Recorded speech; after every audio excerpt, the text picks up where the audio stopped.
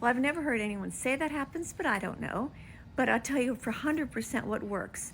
First of all, cravings, you don't want to get rid of your cravings. Your cravings are valuable. Your body's sending you messages with your cravings. And we think that cravings are always for junk food, but they're not. You'll get a craving. I had a craving for Brussels sprouts last night. I mean, I would never have believed that when I was a dieter back before the year 2000. But yeah, your body is so smart.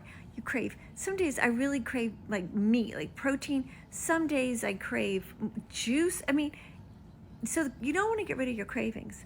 Now, if you feel like you're addicted to sugar, I want to consider this.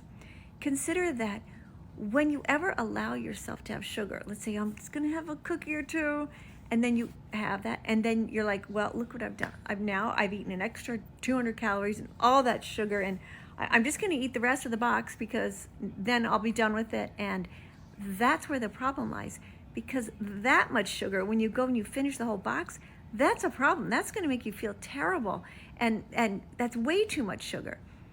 But the reason that you're doing that is not necessarily because you even want it. It's a psychological thing where you're like, well, I've already blown it. Now I'm going to be on a no sugar diet for the next 6 months because I clearly can't control myself.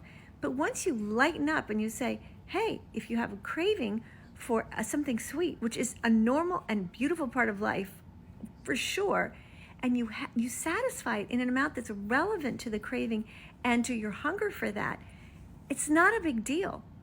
A lot of sugar is bad for you.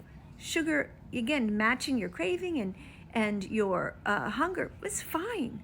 It's never going to be that much, and all those studies that they were saying, oh, rats, sugar is like cocaine to rats.